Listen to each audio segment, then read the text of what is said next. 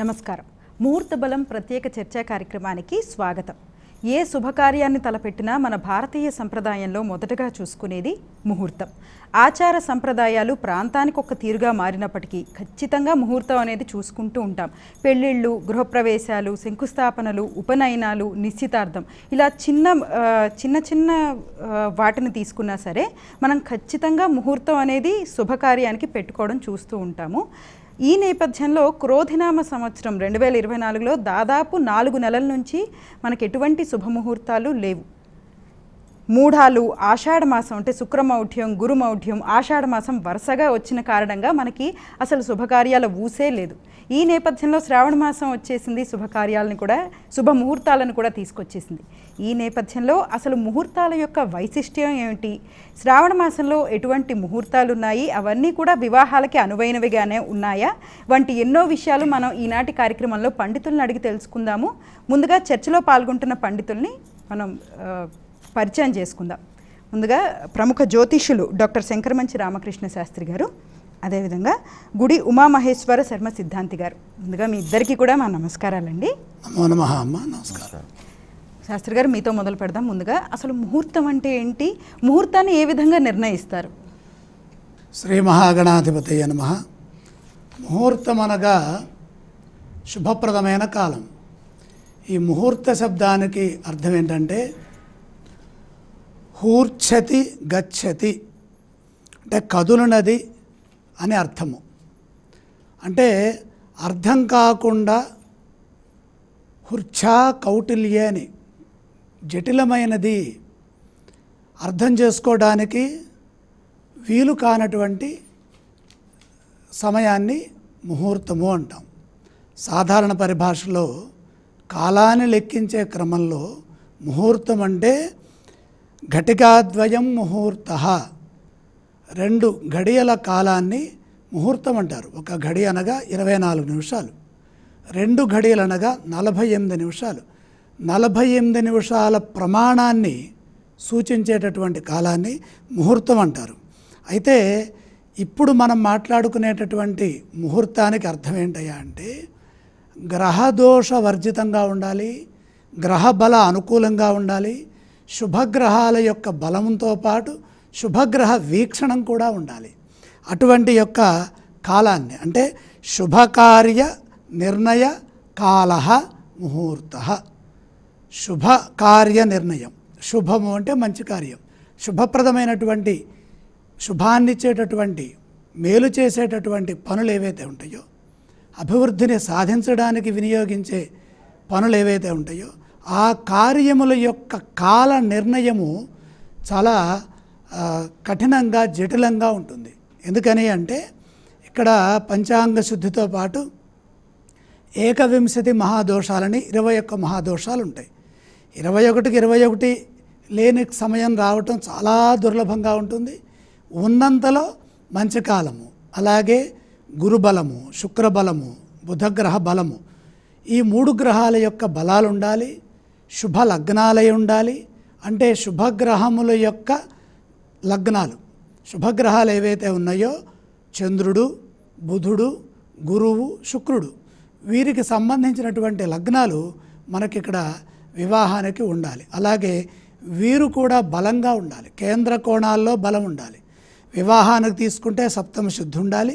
అక్కడ సప్తమ స్థానం అనే కేంద్రంలో ఎటువంటి గ్రహాలు ఉండకూడదు, జామిత్ర శుద్ధి అక్కడ అవసరం. ఈ మిగతా కేంద్రాల్లో అలాగే కోణాల్లో గ్రహబలం ఉన్నప్పుడు అది శుభప్రదమైనటువంటి అభివృద్ధిని ప్రసాదిస్తుంది. అలాగే ప్రధానంగా ఈ ముహూర్తాన్ని మరొక విధంగా చూస్తాం, దీన్నే లగ్నము అని పిలుస్తాం. లగ్నము అంటే ఏంటయ్యా అంటే మంచి పని చేయడానికి ఉపయోగమైనటువంటి శ్రేష్టమైన కాలం, దాన్నే పుష్కరాంశ, శుభాంశ, శుభనవాంశ, ఈ విధంగా మనం తెలుసుకుంటాం. దీనికి లగ్నం ఎలా ఉండాలంటే శుభేక్షితయుతా శస్తాః ఉద్వాహేఖిల రాశయ శుభ షడ్వర్గగే లగ్నే మహాదోష వివర్జితే. ముందు మాట ఏం చెప్పారు? శుభేక్షితయుతా శస్తాః, శుభేక్షితయుతా శస్తాః, శుభగ్రహముల చేత చూడబడినటువంటి లగ్నం ఏదైతే ఉంటుందో అది ప్రశస్తమైనది, శస్తమైనది, శ్రేష్టమైనది, ఉపయుక్తమైనది. అలాగే శుభగ్రహములతో కూడిన లగ్నం, లగ్నంలో శుభగ్రహాలు ఉంటే అది కూడా బలవంతమైనది. అలాగే గ్రహాలకి షడ్వర్గ బలములు ఉన్నాయి. కాల, దిక్కు, స్థాన, చేష్ట, దృగ్, నైసర్గికమని 6 విధాలుగా మనకి కాలబలం ఉంటుంది. అంటే షడ్వర్గ బలములు 6 విధాలుగా ఉంటుంది. ఈ 6 విధాలైనటువంటి మళ్ళీ కాలబలం వేరే ఉంది. 6 అంటే మనం తీసుకునేటటువంటి యొక్క సమయానికి ఉన్న గ్రహాల యొక్క అనుకూలత శుభ షడ్వర్గములై ఉండాలి. అంటే షడ్వర్గ బలాలు పొంది ఉండాలి, అలాగే ఉచ్చ బలాలు పొంది ఉండాలి, అలాగే హోరా బలాలు మొదలైన దిగ్బలము, స్థాన బలము, కాలబలము, అయన బలము, చేష్టా బలము ఇవన్నీ కాలబలంలో ఉంటాయి. అలాగే దృష్టి బలము, అలాగే నైసర్గిక బలము వీటితో ఉన్నటువంటిదై ఉండాలి. ఇంకా ఏం చెప్పారు? ఇంతే సరిపోదయా, మహాదోష వివర్జితే. మహాదోషములని ఏవైతే శాస్త్రాలు చెబుతున్నాయో, ఉత్పాతములు ఏవైతే ఉన్నాయో, ఆ దుష్ట గ్రహ సంబంధమైన నక్షత్ర దోషములు ఏవైతే ఉన్నాయో అవన్నీ లేకుండా మహాదోషములను ఏకవింశతి ఏవైతే చెప్పుకొచ్చారో అవన్నీ వివర్జితే, వర్జితములై ఉండాలి. అలాంటి యొక్క కాలాన్ని పండితులు నిర్ణయించటం చాలా శ్రమతో కూడినటువంటి పని. అంటే ఒకటి అనుకూలిస్తే ఒకటి అనుకూలించదు. వారదోషం ఉన్నదంటే నక్షత్ర దోషం ఉండకుండా చూడాలి. అంటే బుధ గురు శుక్రయోహ ఉత్తమం, బుధవారం గురువారం శుక్రవారములు ప్రశస్తములు, శని ఆది మధ్యమం. కాబట్టి శని ఆది కార్యక్రమాలు చేయటం మధ్యమ ఫలాన్ని ఇస్తాయి. తర్వాత మంగళం వర్జయేదు, సోమవారం అనేది కొన్నిటికి ఉపనయనానికి గృహప్రవేశానికి పనికొస్తుంది. వివాహ విషయంలో కొన్ని రాష్ట్రాల్లో ఆ సాంప్రదాయం ఉంటుంది, కొన్ని రాష్ట్రాల్లో లేదు. బుధగురు శుక్రవారాలు ప్రశస్తంగా ఉంటాయి. ఇలా నక్షత్ర ఇలా వారబలము, అలాగే శుభ నక్షత్రాలు, అలాగే కొన్ని లగ్నములు, ఆ లగ్నం పైన ఉన్నటువంటి గ్రహ వీక్షణాలు, వీటన్నిటి యొక్క సమాహారం ఈ చెడు లేకుండా తీసుకునేటటువంటి మంచి కాలాన్ని మనము ముహూర్తము అని వ్యవహరిస్తాం. చాలా చక్కగా తెలియజేశారు గురుగారు. అలాగే శర్మ గారు, ఈ యొక్క ముహూర్తం యొక్క ప్రాముఖ్యత ఏంటి మీ మాటల్లో తెలియజేస్తారా? శ్రీ మహాగణాధిపతయే నమః. ముహూర్తము అనేటువంటిది మనకు 48 నిమిషాలకు ఒక ముహూర్తంగా మనం పరిగణిస్తాం. అంటే 2 ఘడియలు. దివా భాగంలో 15 ముహూర్తాలు ఉంటాయి, రాత్రి భాగంలో 15 ముహూర్తాలు ఉంటాయి. అయితే ఈ ముహూర్త బలము అనేటువంటి విషయానికి వచ్చినప్పుడు ఎన్నో విషయాలను మనము ఆలోచించవలసి వస్తుంది. కేవలం మనము నిర్వచనంలో చెప్పబడినట్టుగా 48 నిమిషాలకు ముహూర్తము అనేదే కాకుండా ఇందులో ముఖ్యంగా ముహూర్త బలము అనే విషయం లోపల మొట్టమొదలు మనము ఆలోచించవలసినటువంటి విషయం ఏంటంటే పంచాంగ శుద్ధి. ఆద్య పంచాంగ శుద్ధి అని. పంచాంగ శుద్ధి అనేటువంటి విషయంలో మనకు ఎన్నెన్నో విషయాలు వస్తాయి. పంచాంగ శుద్ధి అనంటే తిథివార నక్షత్ర యోగ కరణాలు అన్నీ కూడాను అనుకూలంగా ఉండాలి. అంటే శాస్త్రంలో మనకు ఏ ఏ తిథులైతే చెప్పబడి ఉన్నాయో, వివాహానికి పంచదశ కర్మల లోపల మనకు ముఖ్యమైనటువంటిది వివాహము. ఈ వివాహానికి ప్రత్యేకమైనటువంటి తిథులు మనకు శాస్త్రంలో చెప్పబడి ఉన్నాయి. ఉదాహరణకి విదియ, తదియ, పంచమి, సప్తమి, దశమి, ఏకాదశి, త్రయోదశి ఇలాంటి తిథులు ఉత్తమము అని శాస్త్రంలో చెప్పబడి ఉన్నాయి. తర్వాత వార విషయానికి వచ్చినట్టయితే శుభాధిపత్యం కలిగినటువంటి వారాలు. అందులో సోమవారము చంద్రుడు శుభాధిపతి అయినప్పటికీ చంద్రుడికి కొన్ని లక్షణాలు వృద్ధిక్షయాలు ఉన్నాయి కనుక శుక్లపక్షంలో సోమవారం చేయవచ్చును, కృష్ణపక్షంలో వర్జించాలి అనేటువంటిది కూడాను మనకు శాస్త్రంలో ఉంది. ఇక మిగతా బుధ, గురు, శుక్రవారాలు, ఆదివారం ఇప్పుడు పాపగ్రహమైనా కూడాను అందరికీ సెలవు ఉంటుంది అనే ఉద్దేశంతో ఆది శనివారాలకు ప్రాముఖ్యత ఇస్తున్నారు. కానీ మనం చూడవలసింది ప్రప్రథమంగా పంచాంగ శుద్ధి చూడాలి. అంటే తిథివార నక్షత్ర యోగ కరణాలు శాస్త్రంలో చెప్పబడినవి ముఖ్యంగా మనం గ్రహించాలి. అవి లేకుండా మనకు లగ్నానికి ఎంత బలిష్టం ఉన్నప్పటికీ ఆ వివాహం చేసుకున్నటువంటి వాళ్ళు అన్యోన్యంగా జీవించరు అనేటువంటిది ఒకటి మనకు శాస్త్రం చెబుతోంది. కనుక ప్రప్రథమంగా మనం ఏం చేయాలి?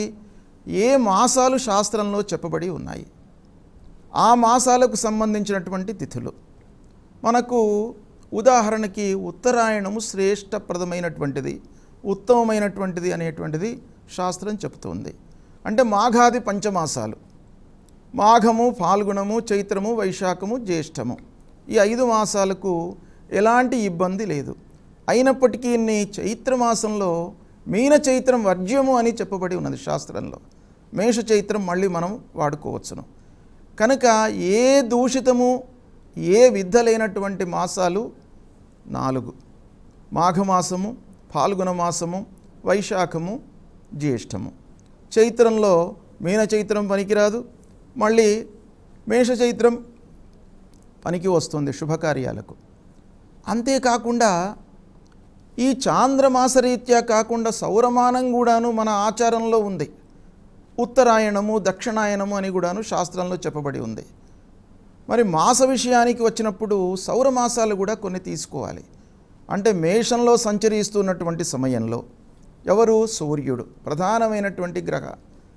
తర్వాత వృషభంలో సంచరిస్తున్నటువంటి సమయంలో, మిథునంలో సంచరిస్తున్నటువంటి సమయంలో, తర్వాత వృశ్చికము, ధనుస్సు, మకరము, ఇలా ఈ రాసులలో సంచరిస్తున్న సమయంలో వివాహాది శుభకార్యాలు చేయవచ్చును. అయితే ఈ సౌరమానానికి చాంద్రమానానికి సమన్వయత అనేటువంటిది ఉండదు. ఇప్పుడు మీనరాశిలో చంద్రుడు, మీనరాశిలో సూర్యుడు సంచరిస్తున్నటువంటి సమయంలో చైత్రమాసము ఉండవచ్చును. తర్వాత మళ్ళీ వైశాఖ మాసం ప్రథమం లోపల కూడాను వచ్చే అవకాశాలు ఉంటాయి. కనుక ఈ రెండింటిని సమన్వయం చేసుకొని చేయాలి. తర్వాత కార్తీక, మార్గశిర మాసాలు మధ్యస్థమని చెప్పారు. అయితే ఇక్కడ ప్రధానంగా ఈరోజు మనం ఆలోచించవలసినటువంటి విషయము శ్రావణ మాసం గురించి, తర్వాత ముహూర్త బలం గురించి మనం ఆలోచిస్తున్నాం. శ్రావణ మాసం మరి శాస్త్రంలో చెప్పబడిందా? చేయవచ్చునా? అంతటి ఉత్కృష్టమైనటువంటి ముహూర్తాలు శ్రావణ మాసంలో ఉన్నాయా అని అంటే, శ్రావణ మాసము ఎందుకు గ్రంథాలలో చెప్పబడలేదంటే, చాతుర్మాస్యాలు అనేటువంటివి వస్తాయి. ఎప్పుడు? ఆషాఢ మాసం నుంచి కార్తీక మాసం వరకు ఆ విష్ణు భగవానుడు యోగ నిద్రలో ఉంటాడు. ఆ భగవంతుడి యొక్క వీక్షణ లేనప్పుడు వివాహాది శుభకార్యాలు చేయకూడదు అనేటువంటిది ఒక ప్రహతము ఉంది శాస్త్రంలో. అయితే మళ్ళీ ఆషాఢ మాసంలో మిథునాషాఢం కూడాను శాస్త్రంలో చెప్పబడి ఉంది. మహారాష్ట్ర ఇలాంటి ప్రాంతాలలో మిథునాషాఢంలో యథేచ్ఛగా వివాహాలు చేస్తారు, వాళ్ళకి ఏం ఇబ్బంది లేదు. మన ప్రాంతంలో ఈ తెలుగు రాష్ట్రాల్లో ఆషాఢ మాసము శూన్యమాసంగా పరిగణిస్తారు, కానీ మిథునాషాఢం అనేటువంటిది వాళ్ళు చేస్తారు. అయితే ఈ శ్రావణం మరి ఇంత ప్రాధాన్యత ఎందుకు సంచరించుకుంది అనంటే, ఈ శ్రావణ మాసము శంకరుడి యొక్క ప్రతిరూపం. మనకు స్కాంద పురాణంలో భగవంతుడు పరమేశ్వరుడు సాక్షాత్తు చెప్పినటువంటి విషయం ఏంటయ్యానంటే, అన్ని మాసాల లోపల కూడాను శ్రావణ మాసంలో నేను ఇమిడి ఉంటాను, శ్రావణ మాసం నాదే. ఎలాగైతే కృష్ణ భగవానుడు గీత లోపల చెప్పాడో మార్గశిర మాసము నాది అంటే మార్గశిరోస్మి అన్నాడు. అంటే మార్గశిర మాసము నాకు ఆధీనంలో ఉంటుంది అని ఎలానైతే కృష్ణ భగవానుడు గీతలో చెప్పాడో, శ్రావణ మాసం కూడాను పరమేశ్వరుడి యొక్క ఆధీనం లోపల ఉంటుంది అనే విషయాన్ని ఇక్కడ చెప్పాడు. కనుక శ్రావణ మాసము ఉత్కృష్ట మాసంగానే మనం పరిగణిస్తాం. కనుక ఈ శ్రావణ మాసంలో మళ్ళీ మనం తిథివార నక్షత్ర యోగ కరణాలన్నీ చూసుకోవాలి. నేను ఇంతకుముందు చెప్పినట్టుగా కొన్ని ప్రత్యేకమైనటువంటి తిథులు మనకు శాస్త్రంలో చెప్పబడి ఉన్నాయి. అలాగే నక్షత్రాలు కూడాను చెప్పబడి ఉన్నాయి. 27 నక్షత్రాల్లో కొన్ని నక్షత్రాలే మనకు వివాహానికి పనికి వస్తాయి. తర్వాత ఏది? అశ్వని. ఉదాహరణకి కొన్ని నక్షత్రాలు చెప్తాను మీకు. ఈ నక్షత్రాలు, వారాలు, తిథులు, తర్వాత యోగాలు, వైద్యుతి, వ్యతిపాత, విష్కంభము, పరిఘ ఇలాంటి యోగాలు పనికిరావు. తరువాత కరణాలు, కొన్ని స్థిర కరణాలు ఉంటాయి. ఆ కరణాలు కూడాను పనికిరాదు. భద్రాకరణం అనేటువంటిది ప్రత్యేకంగా చెప్పబడి ఉంది. అష్టమి ఆ ప్రాంతంలో మనకు భద్రాకరణం వస్తుంది కనుక ఈ భద్రాకరణాన్ని కూడాను వర్జించాలి. ఇది పంచాంగ శుద్ధి. అంటే ప్రప్రథమంగా అందరూ చూడవలసింది ఏంటయ్యానంటే పంచాంగ శుద్ధి. పంచాంగ శుద్ధి ఉన్న తర్వాత నెక్స్ట్ స్టెప్ మనకు వేరే పరిహారాలు ఎలా ఉన్నాయి, వేరే దోషాలు ఎలా ఉన్నాయి మనం పెట్టుకున్నటువంటి సమయానికి. ముఖ్యంగా శాస్త్రంలో మనకి ఏం చెప్పబడి ఉందంటే ఎన్నెన్నో దోషాలు ఉన్నాయి. ఒక దోషాన్ని మనము పక్కకు జరిపి మంచి సమయము పెడదామని అనుకుంటే అసలు దొరకదు. మనకు మంచి సమయం అనేటువంటిది శాస్త్రం ప్రకారంగా దొరకదు. బ్రహ్మదేవుడే చెప్పాడు, బ్రహ్మవా పరిహర్తుమత్ర సకలాన్ దోషాన్ సమర్థో నహి అని. బ్రహ్మదేవుడు కూడాను ఒక్క దోషము లేకుండా సుముహూర్తము పెట్టలేడు అనేటువంటిది మనకు కాలామృతాది గ్రంథాలలో చాలా చెప్పబడి ఉన్నది. కనుక మరి ముహూర్తం ఎలా నిర్ణయించాలి? ఇన్ని దోషాలు ఉన్నప్పటికీ ముఖ్యమైనటువంటి దోషాలు లేకుండా మనం ముహూర్తం పెట్టుకోవాలి. ఎందుకంటే మన వైదిక సాంప్రదాయం ప్రకారంగా ఈ శాస్త్రంలో భగవంతుడు మనకు సృష్టిని యాదృచ్ఛికంగా ఇచ్చాడు. అంటే ఫలానా వాళ్ళ ఇంట్లో నేను పుట్టాలని ఎవడు కూడాను అనుకోలేదు. అది యాదృచ్ఛికంగా జరిగినటువంటి సంఘటన. అయితే వాడి కర్మ మూలకంగా ఆ గ్రహస్థితి అనేటువంటిది జన్మ సమయంలో సంభవిస్తుంది. అయితే మళ్ళీ మంచి కార్యాలను మనం చేస్తూ మన జీవితాన్ని సుగమంగా మార్చుకోవడానికి అవకాశాలు కూడాను భగవంతుడే కల్పించాడు. అందులో భాగంగానే ఈ ముహూర్తాలన్నీ కూడాను నిర్ణయించుకోవాలి. మంచి ముహూర్తాలు పెట్టుకోవాలి.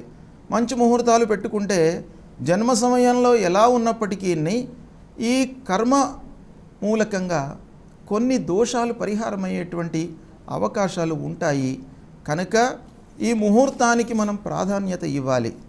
ప్రాధాన్యత పేపర్ మీదనే ఇవ్వడం కాదు, మనం ఏదైతే నిర్ణయం చేసుకున్నామో ఆ సుముహూర్తానికి వివాహము జరిగేటట్టుగా మనం ఏ కార్యక్రమం అయితే అనుకోని సుముహూర్తం పెట్టుకుంటామో ఆ కార్యక్రమం ఆ సమయంలో జరిగేటట్టుగా మనం చూసుకోవాలి. అది లేకుండా కేవలము జ్యోతిష్యుల దగ్గరికే వెళ్ళి ముహూర్త బలం విషయంలో వాదోపవాదాలు చేసుకొని ఒక ముహూర్తాన్ని నిర్ణయించుకొని దాన్ని వదిలిపెడితే లాభం లేదు, మనకు జీవితంలో ఉపయోగం ఉండదు. కనుక ఏం చేయాలి? ఆ ముహూర్తం నిర్ణయించిన తర్వాత ఆ ముహూర్తానికి కట్టుబడి ఉండి ఆ ముహూర్త సమయంలో జీలకర్ర బెల్లము, వివాహానికి వచ్చేటప్పటికీ సుముహూర్తం అంటే జీలకర్ర బెల్లము, మనం ఏదైతే ఆ కాలాన్ని నిర్ణయించుకున్నామో ఆ కాలం లోపల సుముహూర్తం జరగాలి. సరే, వివాహానికి విషయానికి వచ్చేటప్పటికీ మనకు జీలకర్ర బెల్లము ప్రధానమే, మంగళసూత్ర ధారణ ప్రధానమే, తర్వాత అప్పగింతలు ప్రధానమే, బ్రహ్మముడి ప్రధానమే, లాజా హోమాలు ఇవన్నీ కూడాను ప్రధానమైనటువంటి విషయాలే. అన్నింటికి కూడాను మనం ముహూర్తం చూడలేము. అందుకే ఇందులో మహాదోషాలు అనేటువంటివి ప్రత్యేకంగా మనకు చెప్పబడి ఉన్నాయి. 21 మహాదోషాలు, 21 మహాదోషాలు మీరు తప్పించి ముహూర్తం పెట్టుకోండి. అది కూడాను సాధ్యం కాదు. అందులో కూడాను కొన్ని ముఖ్యమైనటువంటి దోషాలు త్యజించి మనం ముహూర్తాలు పెట్టుకున్నట్టయితే ఆ వధూవరుల యొక్క భావి జీవితము సుగమంగా ఉంటుంది అనేటువంటి విషయం మనకు శాస్త్రం చెబుతుంది. కనుకనే ముహూర్తానికి అంతటి ప్రాధాన్యత ఉన్నది. బాగుంది గురుగారు, ముహూర్తం గురించి చాలా చక్కగా తెలియజేశారు. అలాగే శ్రావణ మాసంలో వివాహాలు ఎందుకు అంత ప్రత్యేకమో కూడా చక్కగా తెలియజేశారు. అలాగే శాస్త్రి గారు, ఒక ప్రశ్న వస్తూ ఉంటుంది, చాలా సందేహం ఉంటుంది. ఏంటంటే ముహూర్తం, ఏ ముహూర్తమైనా సరే ప్రతి ఒక్కరికి అనువుగానే ఉంటుందా? ఎవరికి వాళ్ళు పంచాంగం చూసుకుని ముహూర్తాన్ని చూసుకోవచ్చా వారికి వారు? ఈ ప్రశ్న ఒకటి వస్తూ ఉంటుంది. లేదు సిద్ధాంతి గారి దగ్గరికే వెళ్ళాలా? అంటే ముందుగా సిద్ధాంతులు పంచాంగాల్లో ముహూర్తాలని నిర్ణయిస్తారు. అంటే అనుకూలమైన సమయాన్ని నిర్ధారణ గ్రంథాలని ఆధారం చేసుకొని చేస్తారు. ధర్మసింధువు, నిర్ణయ సింధువు, అలాగే ముహూర్త చింతామణి, అలాగే దాంతోపాటు కాలామృతము, ముహూర్త మార్తాండము ఇత్యాది గ్రంథాలని దగ్గర పెట్టుకొని వాళ్ళు మనకి సమయాన్ని కలిసి వచ్చేట్టుగా మంచి సమయాలను సూచించి పంచాంగాల్లో వేస్తారు. అది ఒకప్పుడు, ఇప్పుడు కాదు. ఇప్పుడు ఏంటంటే నిత్యం పెట్టేస్తున్నారు ప్రతి పంచాంగకర్త కూడా. ఎందుకంటే మార్కెట్లో జనాల యొక్క డిమాండ్ని బట్టో దేన్ని బట్టో అన్ని రోజులు ముహూర్తాలు ఇంచుమించు రాస్తున్నారు. అలా రాయకూడదు, నిజానికైతే అలా రాయకూడదు. ఇప్పుడు మార్కెట్లో ఎక్కువగా కనపడుతున్న పంచాంగాల్లో ఇంచుమించు అన్ని రోజులు ముహూర్తాలు ఉంటున్నాయి. అలా కాకుండా ఇప్పుడు మీరు చెప్పింది మంచి ప్రశ్న. ఇప్పుడు సిద్ధాంతి గారి దగ్గరికి వెళ్ళవలసిన పరిస్థితి కల్పిస్తున్నారు పంచాంగకర్తలే.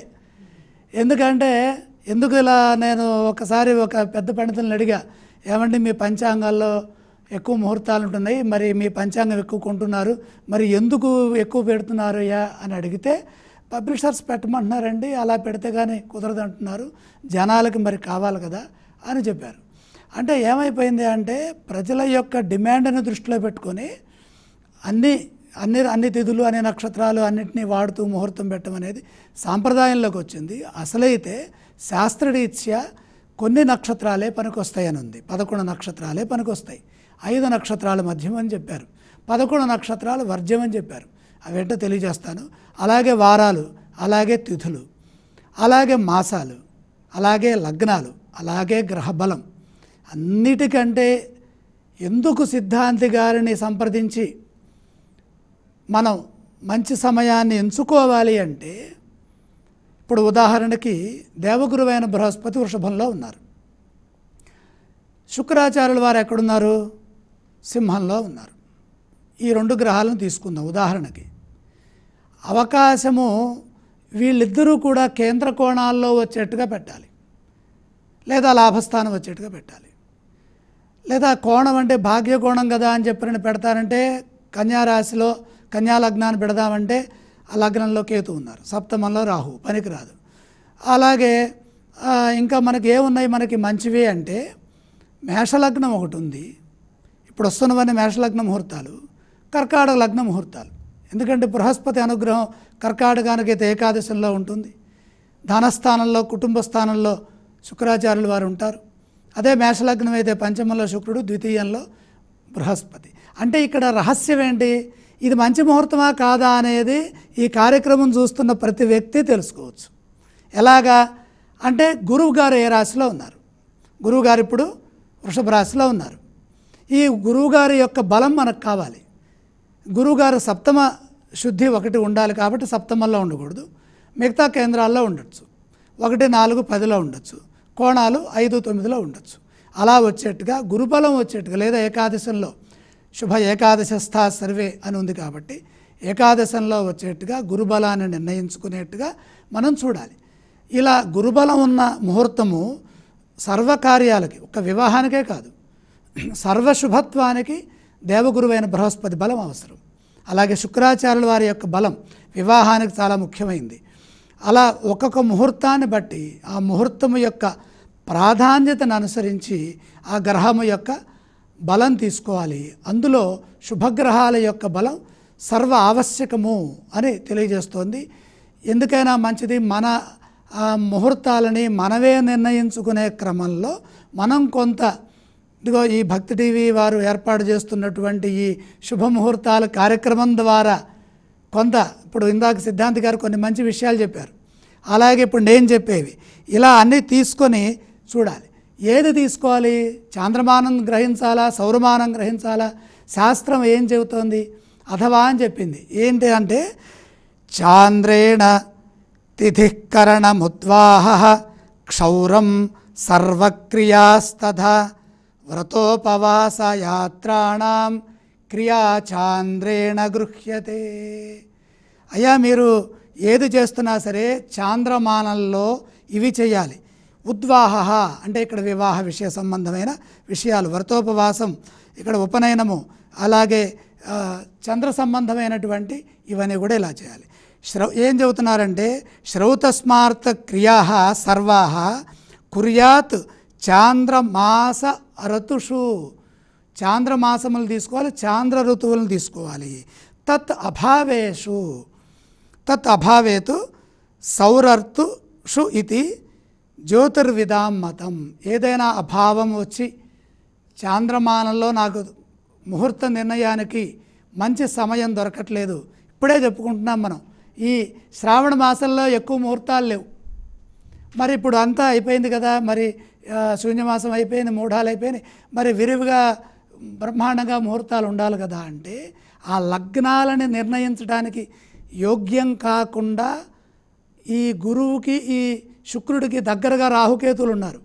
దానితో ఏమైపోతుంది, ఆ మీనలగ్నం నిర్ణయించడానికి లేకుండా పోయింది, ఇక్కడ ఈ కన్యాలగ్నం నిర్ణయించడానికి లేకపోయింది. అంటే బృహస్పతి యొక్క బలము తీసుకోవాలనే సర్కిల్ ఇవి అడ్డుపడుతున్నాయి. వీటితో పాటు మళ్ళీ మంగళవారాలు, మళ్ళీ తిథులు, మళ్ళీ నక్షత్రాలు, ఇవన్నీ అయిన తర్వాత తారాబలం దగ్గరికి వచ్చేసరికల్లా ముహూర్తం మంచిగానే ఉంటుంది, కానీ మనకి ఆ తార మనకు కుదిరిందా, క్షేమతార అయిందా, సంపత్తార అయిందా, అలాగే సాధన తార అయిందా, మిత్రపరమైత్ర తారలు, ఇంకా తప్పనప్పుడు కొన్నిట్లో కొన్ని విషయాలకి కొన్ని కార్యక్రమాలకి జన్మతార పనికొస్తుంది, కొన్ని కార్యక్రమాలకి జన్మతార పనికిరాదు. మనం కనుక శాస్త్రాన్ని చూసినట్లయితే బాలాన్నప్రాసన భుక్తి వ్రతబంధనేచ రాజాభిషేకే ఖలు జన్మధిష్ణియం, ఈ కార్యక్రమాలకి అన్నప్రాసనకి, అలాగే ఉపనయనానికి, అలాగే రాజ పట్టాభిషేకానికి జన్మ నక్షత్రం పనికొస్తుంది. దేనికి పనికిరాదు,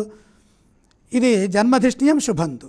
ఇక అనిష్టం చెబుతున్నాడు, ఇష్టం కాని అనిష్టం సతతం వివాహే సీమంత యాత్రాదిషు మంగళేషు, మంగళప్రదమైనటువంటి శుభ కార్యక్రమాల్లో ప్రధానంగా చేసేటటువంటి వివాహాది కార్యక్రమాలు ఏవైతే ఉంటాయో అక్కడ అనిష్టం, ఇష్టము కాని ఫలాన్ని మనం పొందుతాము.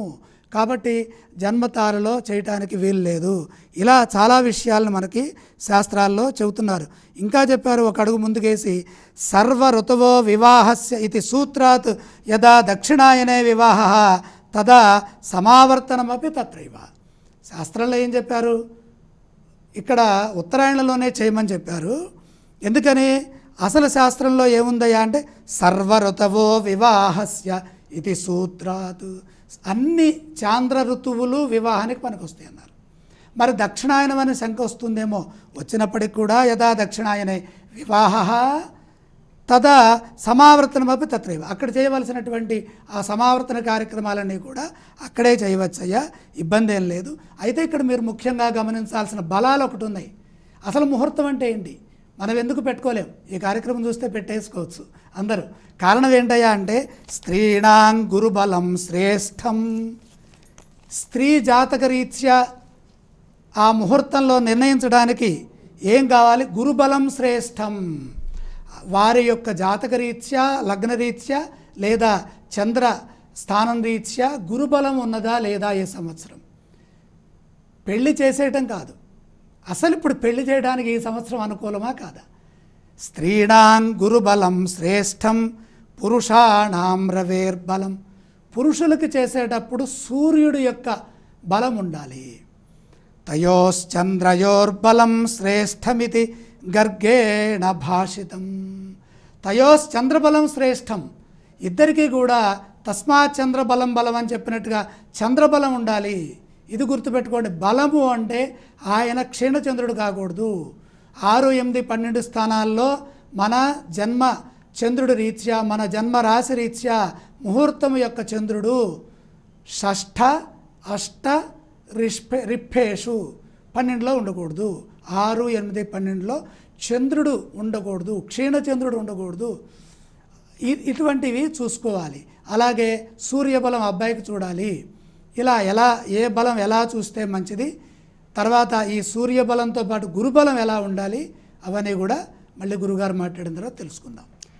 ఎవరికి వారు ముహూర్తాలు పెట్టుకోవచ్చు, కాకపోతే జాగ్రత్తలు మీరు తెలియజేసిన జాగ్రత్తలు ముందుగా సిద్ధాంత్ గారితో మొదలు పెడదాం. శర్మ గారు, ఈ యొక్క ముహూర్తం నిర్ణయం అనేది గ్రహరీత్యా జరుగుతుందా లేకపోతే వ్యక్తిగత జాతక రీత్యా కూడా జరుగుతూ ఉంటుందా? ముహూర్తం అనేటువంటిది ప్రతి వాళ్లకు భిన్నంగా ఉంటుందమ్మా. అందరికీ ముహూర్తాలు మేము పంచాంగంలో ఇస్తాము, కానీ అవి కామన్ ముహూర్తాలు అంటూ ఉంటాయి. అందులో వ్యక్తిగతంగా ఈ దంపతులకు, కాబోయే దంపతులకు ఏ ముహూర్తం బాగా చాలి వస్తుంది, కలుస్తుంది అనే విషయాన్ని మళ్ళీ జ్యోతిష్యుడి దగ్గరికి వెళ్ళడము, సిద్ధాంతి గారిని సంప్రదించడము, అది చేసినట్టయితే మీకు మంచి ముహూర్తం అనేటువంటిది వాళ్ళు తెలియజేస్తారు. ముఖ్యంగా ఏంటంటే వ్యక్తిగత జాతకంలో సప్తమ స్థానం బాగా ఉంటుంది, అష్టమ స్థానం బాగా ఉంటుంది, ద్వితీయ స్థానం బాగా ఉంటుంది. అంటే ఈ స్థానాలు ఏంటంటే ద్వితీయ స్థానము కుటుంబ స్థానము, ఆ కాబోయేటువంటి పెళ్లి చేసుకునేటువంటి అబ్బాయి కానివ్వండి అమ్మాయి కానివ్వండి రాబోయే కాలంలో వాళ్ళ యొక్క కుటుంబము ఏ విధంగా వృద్ధి అవుతుంది అనేటువంటి విషయాన్ని ఆ పుట్టుకతోనే ఆ జాతకంలో మనకు కొంతవరకు నిర్ణయింపబడి ఉంటుంది. అయితే అది ఒకవేళ బాగలేనప్పుడు భగవంతుడు, నేను ఇంతకుముందు చెప్పాను, మళ్ళీ మనకు అవకాశం ఇచ్చాడు. అది మార్చుకోవడానికి మన కర్మల మూలకంగా అవకాశము మనకు గ్రహ రూపంలో ఇచ్చాడు. మనం చేసేటువంటి సత్కర్మల మూలకంగా మళ్ళీ దాన్ని మార్చుకునేటువంటి అవకాశాలు ఉన్నాయి. సప్తమ స్థానంలో పాపగ్రహం ఉంది అనుకోండి వ్యక్తిగత జాతకంలో, లేదా పాప వీక్షణ ఉంది, పంచమ స్థానాన్ని పాపులు చూస్తున్నారు. ఇలాంటి దోషాలు ఉన్నప్పుడు వాళ్ళు ప్రత్యేకంగా ముహూర్తం పైన శ్రద్ధ చూపించాలి. ఎందుకంటే ముహూర్త బలము బ్రహ్మాండంగా ఉన్నట్టయితే ఈ వ్యక్తిగత జాతకంలో పుట్టిన సమయంలో ఉన్నటువంటి దోషాలు పరిహారమయ్యేటువంటి అవకాశాలు మెండుగా ఉంటాయి. కాబట్టి వాళ్ళు ప్రధానంగా సరే ఎవరైనప్పటికీ వ్యక్తిగత జాతకం బాగా ఉన్నప్పటికీ వాళ్ళు ముహూర్తాలు బాగా చూసుకోవాలి. వ్యక్తిగత జాతకము కొంత లోపభూయిష్టంగా అష్టమ సప్తమ వ్యయస్థానాలు లగ్నము ఇలాంటివి కొంత వీక్గా ఉన్నటువంటి వాళ్ళు తప్పకుండా ముహూర్తానికి ప్రాధాన్యత ఇవ్వాలి. అంటే వాళ్ళు ఏం చేయాలి, పెళ్ళి వివాహ ముహూర్తం పెట్టుకునేటప్పుడు వాళ్ళు గురుబలంలో ఉన్నప్పుడు, అంటే ఆ వ్యక్తి యొక్క రాశి పరంగా మంచి స్థానాల లోపల గురువు ఉండడము, అంటే గురువు 2వ స్థానంలో సంచరిస్తున్న సమయంలో, పంచమ స్థానంలో సంచరిస్తున్నటువంటి సమయంలో, భాగ్యంలో, ఇలా గురుబలం ఉన్నటువంటి సమయంలో పెళ్లి చేయడము ఒకటి. తర్వాత పెళ్లి సమయానికి కూడాను శుభ వీక్షణ ఉండడం అనేటువంటిది ఉండేటట్టుగా చూసుకోవాలి. అంటే మీరు ఒక మంచి నిష్ణాతుడి దగ్గరికి వెళ్ళినట్టయితే ఆ సిద్ధాంతి గారే అన్నీ చూస్తారు. వాళ్ళు ఏంటంటే ఏదో ముహూర్తం అనేది మీకు పెట్టరు, మంచి ముహూర్తమే వాళ్ళు ముందు చూస్తారు. మీరు ఒకవేళ మాకు ఈ నెలలోనే కావాలండి ముహూర్తం, ఈ వారంలోనే కావాలండి అని మీరు ఒకవేళ బలవంతం పెడితే తప్ప వాళ్ళు మీ నక్షత్రాల ప్రకారంగా కలిసే ముహూర్తాన్నే వాళ్ళు చెప్తారు. ఎందుకంటే వాళ్ళను మీరు భగవంతుడు అనే దృష్టితో చూస్తూ వాళ్ళ దగ్గరికి వెళ్తారు.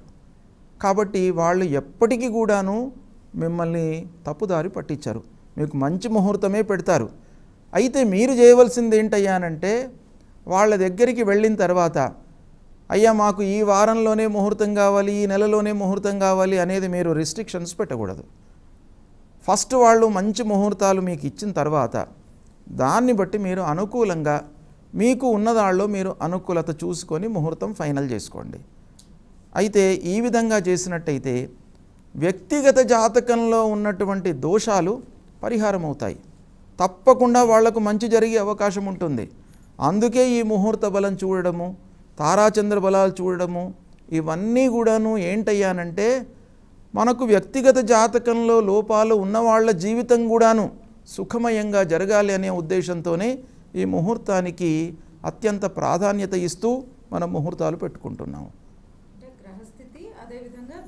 జాతకానికి కూడా ప్రాధాన్యం ఉంది. చక్కగా చెప్పారు గురుగారు. అలాగే శంకరమంచి గారు ఇంత క్రితం మీరు తెలియజేశారు ఎవరికి వారు ముహూర్తం చూసుకోవచ్చు అని. అప్పుడు చెప్పారు గురుబలం చూసుకోవాలి అని చెప్పి. అసలు ఈ గురుబలం ఏ విధంగా చూసుకోవచ్చు? అంటే గురుబలము ప్రధానంగా ఏమిటాయంటే మన జాతక చక్రంలో గురువు యొక్క దశ కానీ గురువు అంతర్దశ కానీ గురు వీక్షణ ఉన్నటువంటి దశలు అంతర్దశలలో శుభాలు జరుగుతాయి. రెండోది మన జన్మరాశి ఉంటుంది. జన్మరాశిలో గోచార రీత్యా గురుగ్రహము 2, 5, 7, 9, 11 స్థానాల్లో ఉన్నప్పుడు శుభాలు జరుగుతాయి. వివాహం ఒకటే కాకుండా ఏ కార్యక్రమాలైనా సరే గురుబలం ఉన్నప్పుడు మంచి జరుగుతుంది. వివాహ విషయంలో అది ఇందాక మళ్ళీ మనం చెప్పుకున్నాం, వివాహానికి 11 నక్షత్రాలు అనుకూలంగా ఉన్నాయి. ఎందుకంటే ఎక్కువగా ఇప్పుడు వివాహం మీదే మాట్లాడుతున్నాం కాబట్టి మిగతా కార్యక్రమాలకి మంచి నక్షత్రాలు అనేవి ఉన్నాయి. ఇప్పుడు అది కూడా చెప్తాను. ప్రధానంగా 11 నక్షత్రాలు పనికిరాని నక్షత్రాలు ఉన్నాయి. ఏ కార్యక్రమానికైనా సరే, ఏ శుభకార్యం, ఏ కార్యక్రమానికైనా 11 అవి పనికిరావు. ఆ 11 ఏంటో తెలుసుకుంటే, 11 ఏవి పనికి వస్తాయో తెలుసుకుంటే 11, 22 పోతే 5 ఏంటో తెలుసుకోవచ్చు. మధ్యమ నక్షత్రాలు ఇక్కడ ఏం చెప్పాడయ్యా అంటే, ఇక్కడ అనుకూలం కానటువంటి నక్షత్రాలు భరణి, కృత్తిక, ఆరుద్ర, పునర్వసు, పుష్యమి, ఆశ్లేష, పుబ్బ, విశాఖ, జ్యేష్ఠ, పూర్వాషాఢ, పూర్వభద్ర. ఈ 11 నింద్యములు. ఎటువంటి శుభ కార్యక్రమాలకి కూడా అంటే మంచి అనేటటువంటి విషయంలో చేయడానికి వీల్లేదు, శుభాన్ని పొంది చేయకూడదు. మరి అనుకూలించే 11 ఏంటి అంటే ఇక్కడ చెప్పారు. మూల, అనురాధ, మృగశిర, రోహిణి, హస్త, రేవతి, స్వాతి, మఖ, ఉత్తర, ఉత్తరాషాఢ, ఉత్తరాభాద్ర. ఈ 11. మరి దీనికి శాస్త్రం ఏమైనా చెప్పిందా, మనం లిస్టు చదవటమేనా అంటే కాదు, శాస్త్రం ఉన్నది. మూలమైత్ర మృగరోహిణీ కరై, మూలమైత్ర మృగరోహిణీ కరై, పౌష్ణ మారుత మఖోత్తరాన్వితై అని చెప్పారు. ఈ 11. ఇంకా ఈ 11 పోగా 22 పోతే 5 ఏమిటాయా అంటే మిగిలిన 5 అశ్విని, చిత్త, శ్రవణం, ధనిష్ట, శతభిషం. మధ్యమ ఫలాలు, అత్యుత్తమం కాదు, అతి నీచం కాదు, మధ్యమ ఫలాలుగా వీటిని చెప్పారు. ఇంకా చెప్పారు, అయ్యా నువ్వు ఇట్లాంటి మధ్యమ నక్షత్రాల్లో పెట్టుకున్నా ఏం చేసినా కూడా ఇదొక బలం, ఇదొక నక్షత్ర బలం, వార బలం వచ్చింది, అలాగే తిథి బలం వచ్చింది. తర్వాత ఏం కావాలి, నశ్యంది విద్గురు సితేష్విహ కేంద్ర కోణే. సమస్త దోషాలు పోవాలయ్యా, నాకు అన్నీ పోవాలంటే కేంద్ర కోణముల్లో కొంతమంది ఉండాలి అన్నారు. ఎవరు వాళ్ళు అంటే విత్ గురు, తర్వాత సితే. సితే అంటే తెల్లనైన ఆయన శుక్రుడు, గురు అంటేనేమో బృహస్పతి, విత్ అంటేనేమో బుధుడు. ఈ 3 గ్రహాలు కనుక ఉంటే నశ్యంతి, సమస్త దోషాలు పోతాయి. ఇంకా ముహూర్తాలకు ఏం చూడాలి, శుక్రుడు కనుక అనుకూలంగా ఉంటాయి.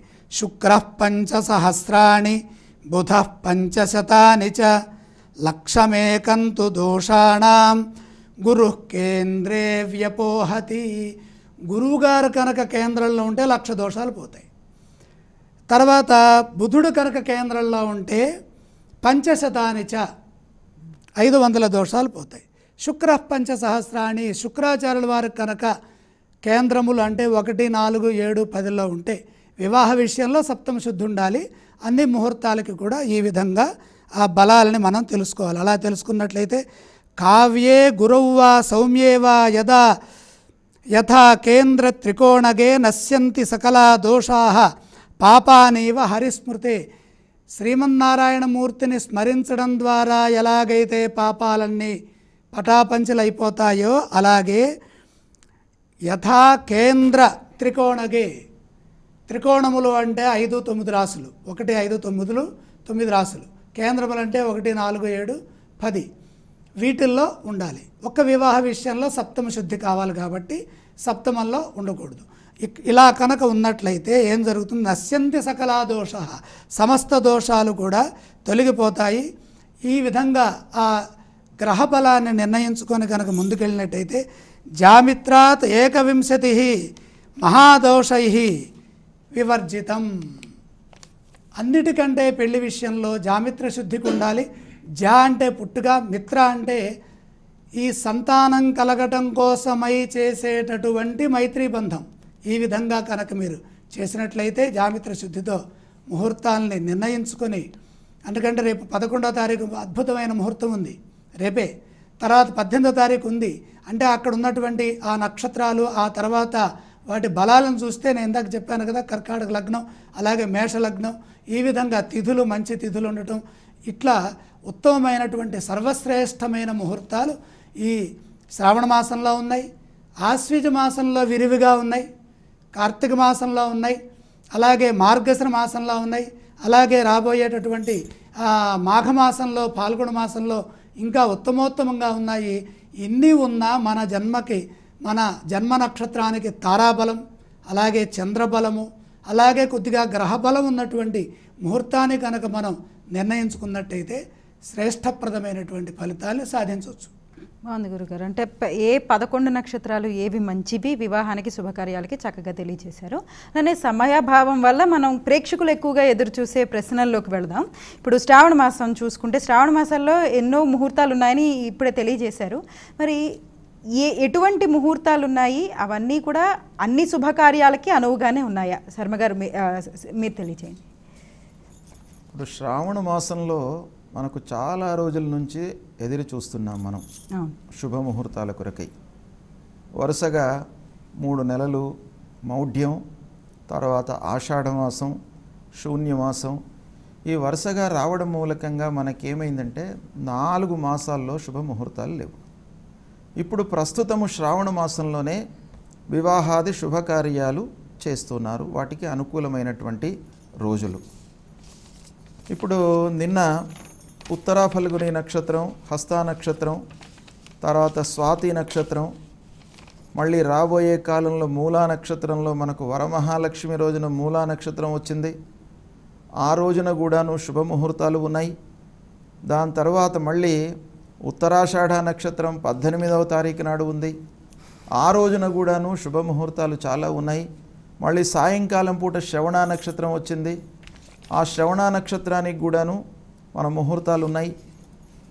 తర్వాత మళ్ళీ సోమవారం పౌర్ణిమ అయింది కనుక సోమవారానికి ప్రాధాన్యత తక్కువ ఇస్తారు వారమూలకంగా.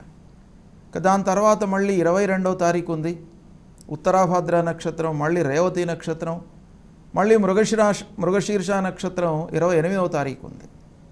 ఇలా మనకు శ్రావణ మాసంలో ముహూర్తాలు ఒక దాదాపు 10 ముహూర్తాలు ఉన్నాయి. అయితే ప్రధానంగా మనం ఏంటంటే శ్రావణ మాసంలో ముందుగా మనం చూస్తాం నక్షత్రాలు, ఏ నక్షత్రాలు మనకు వివాహానికి చెప్పబడి ఉన్నాయి అనేటువంటిది తీసుకున్న తర్వాత తిథికి దాని తర్వాత ప్రాధాన్యత ఇస్తాం. అంటే కొన్నిసార్లు నక్షత్ర యోగకరణాలు ఇవన్నీ కూడా బాగా ఉండి వారం ఒకవేళ శనివారం అయినప్పటికీ సాయంకాల సమయంలో ముహూర్తాలు పెట్టుకుంటాం. శనివారం ఏంటి, ఉదయం నుండి మనకు దుర్ముహూర్తం అనేటువంటిది ఉంటుంది. ఏకవింశన్ మహాదోషాలలో దుర్ముహూర్తం కూడా చెప్పబడి ఉంది. వారజనిత దోషాలు కూడా ఉన్నాయి. ఇవి తప్పిస్తాం. అంటే ఇవి వదిలిపెట్టేసి మంచి సమయం మనం నిర్ణయం చేసి ఆ నిర్ణయ సమయం లోపల మనకు ఆ పర్టికులర్ ఇంటర్వెల్ ఏదైతే ఉందో ఆ సమయంలో లగ్నం ఎలా ఉంది అనేది చూస్తాం. అంటే ఫస్ట్ మనం ఏం చేస్తాము, నక్షత్రం ఏది బాగుంది ఆ నక్షత్ర పరంగా రోజును నిర్ణయం చేసి ఆ రోజులో వారజనిత దోషాలు, దుర్ముహూర్తాలు, వర్జ్యాలు, అంటే ఆ లగ్నానికి వర్జ్యం కూడా స్పృశించకూడదు. ప్రత్యేకంగా ఆ నక్షత్రానికి శాస్త్రంలో కొన్ని ఘడియల తర్వాత వర్జ్యం ప్రారంభమవుతుంది అనే విషయం శాస్త్రంలో చెప్పబడి ఉంది. కనుక దాన్ని కూడాను మనం వర్జ్యాన్ని కూడాను తీసుకుంటాం, అది కూడాను మనకు దోషమే. కాబట్టి దాన్ని కూడాను తప్పించి ముహూర్తం పెట్టుకుంటాం. ఇలా ఈ శ్రావణ మాసంలో సుమారుగా ఒక 10 ముహూర్తాలు ఉన్నాయి. ఈ 10 ముహూర్తాల లోపల రేపు స్వాతి నక్షత్రం సప్తమి, అందున ఆదివారం అయ్యింది, అందరికీ అనుకూలంగా సెలవు రోజు కనుక రేపు చాలా ముహూర్తాలు ఉన్నాయి. అదేవిధంగా 18వ తారీఖు కూడాను మళ్ళీ ఆదివారం అయ్యింది. అంటే సహజంగా మనుషుల లోపల ఎలాంటి వ్యవహారం అలవాటైంది అని అంటే వాళ్ళకి సెలవులు ఉండే రోజుల లోపల ఎక్కువ ప్రాధాన్యత ఇస్తున్నారు. ఆదివారం కావాలి, లేదా శనివారం సాయంకాలం కావాలి, శుక్రవారం సాయంకాలం కావాలి, దీనికి ఫస్ట్ ప్రిఫరెన్స్ ఇస్తున్నారు. సరే, వాళ్ళు ప్రిఫరెన్స్ ఇచ్చినప్పటికీ వాళ్ళు ఏం చేయాలి, ముహూర్తానికి ప్రాధాన్యత ఇచ్చుకోవాలి. మీరు జ్యోతిష్యుడి దగ్గరికి వెళ్ళారు, సిద్ధాంతి గారి దగ్గరికి వెళ్ళారు, ఆయన ఈ సెలవులు ఇవన్నీ కూడాను పక్కన పెట్టేసి ముందుగా ఏం చేస్తారు, నక్షత్రము తిథివార యోగకరణాలు ఎలా ఉన్నాయి, మీ నక్షత్రానికి తారాబలం ఎలా ఉంది, మీ రాశికి చంద్రబలం ఎలా ఉంది, ఇవన్నీ కూడా నిర్ధారణ చేసిన తర్వాత మీకు ఒక మంచి ముహూర్తం అనేది నిర్ణయం చేస్తారు. దాని ప్రకారంగా వెళ్ళడమే ఫస్ట్ ప్రిఫరెన్స్. తర్వాత మీరు సెలవులకు ప్రాధాన్యత ఇవ్వండి. ఆదివారం వస్తుందనేదే కాకుండా ఇప్పుడు మనకు యాదృచ్ఛికంగా ఆదివారము సప్తమి స్వాతి నక్షత్రం, ఆదివారం చతుర్దశి ఉత్తరాషాఢ శ్రవణ నక్షత్రాలు 18వ తారీఖున, ఇది మనకు యాదృచ్ఛికంగా కలిసి వచ్చింది. కాబట్టి ఈ ముహూర్తాలు ఈ శ్రావణ మాసంలో చాలా బాగా ఉన్నాయి. సరే, ఈ ముహూర్తాలు మీరు చూయించుకున్న తర్వాత ఇంతకు ముందు కూడా మీకు చెప్పాను, ముహూర్త బలం అనేటువంటిది చాలా శ్రేష్టమైనటువంటిది. దాన్ని మీరు ఓవర్లుక్ చేయకూడదు. అంటే ఏదో యథాలాపంగా సిద్ధాంతి గారి దగ్గరికి వెళ్ళాము, ముహూర్తం చూపించుకున్నాము, పత్రిక రాసుకున్నాము, పత్రికలు అచ్చు వేయించాము అనేదే కాకుండా ఆ సమయము కర్కాటక లగ్నంలో పుష్కరాంశ గడియల్లో ముహూర్తం నిర్ణయించారు మీ నక్షత్రం ప్రకారంగా, దానికి కట్టుబడి ఉండండి. తప్పకుండా మీకు మంచి జరుగుతుంది. ముహూర్తం లోపల అంతటి మాహాత్మ్యం ఉంది. తప్పకుండా మంచి ముహూర్తం లోపల మీకు వివాహము కానివ్వండి, శుభకార్యము జరిగినట్టయితే ఎన్నో దోషాలు, మీరు వ్యక్తిగత జాతకంలో ఎన్నైనా దోషాలు ఉండనివ్వండి, అవన్నీ కూడాను నిర్మూలమయ్యేటువంటి అవకాశాలు బాగా ఉన్నాయి. లేనట్టయితే ఇంతటి ప్రాధాన్యత ఉండదు ఈ శాస్త్రానికి, ఈ ముహూర్తానికి ఇంతటి ప్రాచుర్యత ఉండదు. కనుక మీరు ఈ ముహూర్తానికి బలము ఇవన్నీ చూయించుకున్నా కూడాను మళ్ళీ ఆ వివాహ సమయం లోపల ఆ పురోహితుడు అంటే వివాహం చేయించేటువంటి బ్రహ్మ ఏం చదువుతాడు? తదేవ లగ్నం అంటాడు. అంటే ఈ సిద్ధాంతి కానివ్వండి, జ్యోతిష్యుడు కానివ్వండి, ఎవరైనా కూడాను ఎన్ని రకాలుగా నిర్ణయించినా కూడాను వాళ్ళ తెలివిలోకి రానటువంటి దోషాలు ఎన్నో ఉంటాయి. అంటే ఆ సిద్ధాంతి గారికి తెలిసినంత మేర ఆ దోషాలు లేకుండా ముహూర్తం పెడతాడు. కానీ ఆయనకు తెలియకుండా కూడాను ఎన్నో ముహూర్తాలు, ఎన్నో దోషాలు ఆపాదించే అవకాశాలు ఉంటాయి. కాబట్టి తదేవ లగ్నం అంటే ఆ భగవంతుడు నిర్ణయించినటువంటి సమయమే సమయము. కనుక ముందు మన చేతిలో ఉన్నటువంటి విషయం ఏంటి? మంచి ముహూర్తం మనం నిర్ణయం చేసుకున్న తర్వాత దానికి ప్రాధాన్యత ఇవ్వండి. ఆ సమయం లోపల వివాహమయ్యేటట్టుగా, శుభకార్యము చేసేటట్టుగా మీరు చూసుకోండి, మీకు సత్ఫలితాలు కలుగుతాయి. అవును గురుగారు, ముహూర్త బలం చూసుకుని ఒక్కొక్కరికి ఒక్కొక్క విధంగా ముహూర్తం ఉంటుంది కాబట్టి చూసుకుని శుభకార్యాలు చేసుకోమని తెలియజేస్తున్నారు. బాగుంది గురుగారు. అలాగే చివరిగా శంకరమంచి గారు, ఈ శ్రావణ మాసంలో ఉన్న ముహూర్తాలు ప్రతి ఒక్కళ్ళకి, ప్రతి నక్షత్రం ఉన్న వాళ్ళకి ఈ శుభకార్యాలన్నీ ఎవరైనా నిర్వహించుకోవచ్చా? క్లుప్తంగా ప్రేక్షకులకు ఒక్కసారి తెలియజేస్తారా? అంటే ఇక్కడ ప్రధానంగా తారాబలం కుదరాలి. తారాబలం, చంద్రబలం ఈ రెండు బలాలు ఉంటే ముహూర్తం బలంగా ఉంటుంది. ప్రధానంగా వివాహానికి అనుకూలమైనటువంటి దైవబలం వచ్చినప్పుడే ఆ వివాహం జరుగుతుంది. మన జాతకరీత్యా వివాహ యోగ కాలము గోచార రీత్యా కానీ, జాతకరీత్యా కానీ, లేదా నూతన వధూవరుల్లో ఎవరికో ఒకరికి గురుబలం ఉన్నప్పుడు, ఆ కన్యాదాతలకి కన్యాదానం చేసే యోగం ఉన్నప్పుడు, ఆ పెళ్ళికొడుకు తండ్రి గారికి, తల్లి గారికి కన్యాదానం స్వీకరించే అవకాశం ఉన్నప్పుడు ఇవి జరుగుతుంది. మనకి అవకాశం ఉండటం ఒకటే కాదు, ముహూర్తం కూడా కుదరాలి.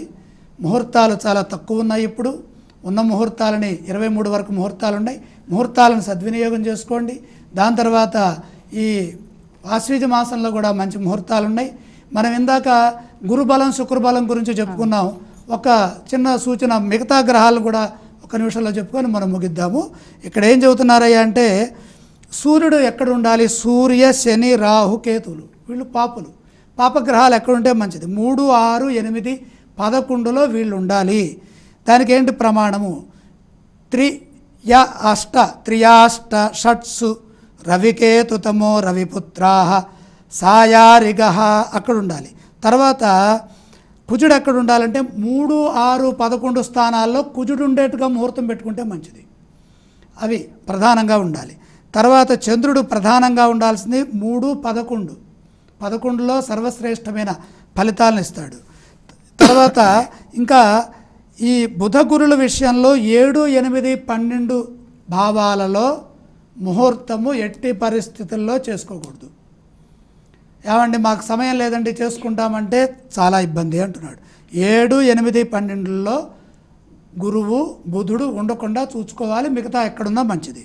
దాని తర్వాత ఇంకా ముఖ్యంగా శుక్రాచార్యుల వారు ఎక్కడ ఉండాలయా అంటే 3, 6, 8, 12 భావాల్లో ఉండకూడదు.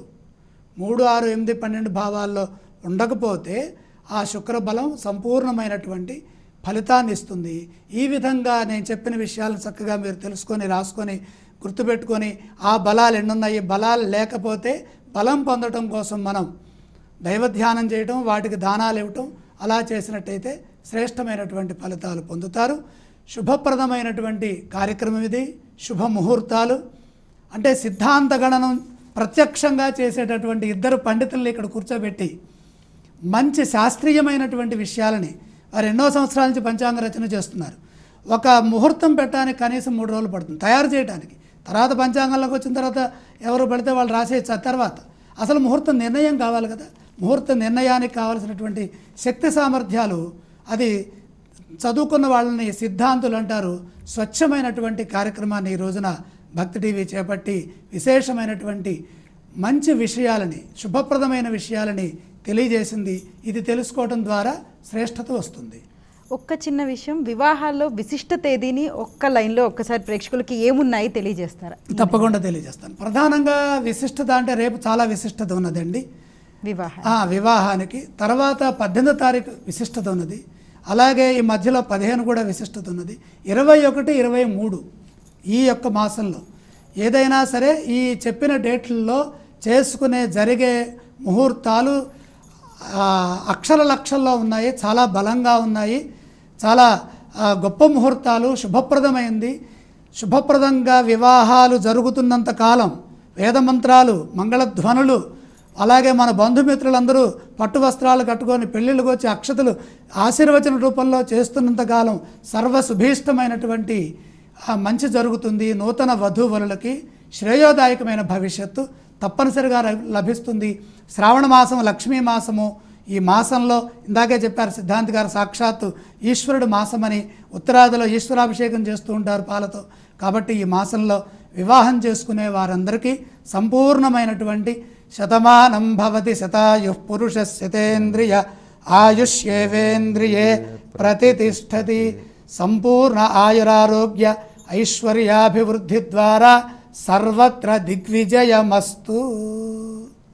చాలా సంతోషం గురుగారు. భక్తి టీవీ వేదికగా ఎన్నో విషయాలను తెలియజేశారు. ముహూర్త విశిష్టత, శ్రావణ మాసంలో ఉన్న ముహూర్తాల గురించి, వివాహాలకు ప్రత్యేకంగా ఎటువంటివి ఉన్నాయి కూడా ప్రేక్షకులందరికీ కూడా చాలా చక్కగా తెలియజేశారు. అలాగే ఏ విధంగా ముహూర్తాలు పెట్టుకోవాలో వారే కూడా చాలా చక్కగా తెలియజేశారు. ధన్యవాదాలు మీ ఇద్దరికీ కూడా ప్రేక్షకుల తరపు నుంచి. వీక్షించారు కదా, శ్రావణ మాసంలో ముహూర్తాలు ఏ విధంగా ఉన్నాయి, ఎటువంటి ముహూర్త బలం ఉన్న ముహూర్తాలు ఉన్నాయి. అంతేకాదు శ్రావణ మాసంలో వివాహాలు చేసుకుని ఒకటవుతున్న జంటలకు, అదేవిధంగా శుభకార్యాలు చేసుకుంటున్న ప్రతి ఒక్కరికి కూడా శుభాభినందనలు తెలియజేస్తూ ఇది ఈనాటి మన ప్రత్యేక కార్యక్రమం. మరో కార్యక్రమంతో మళ్ళీ కలుసుకుందాం. అంతవరకు సెలవు. నమస్కారం.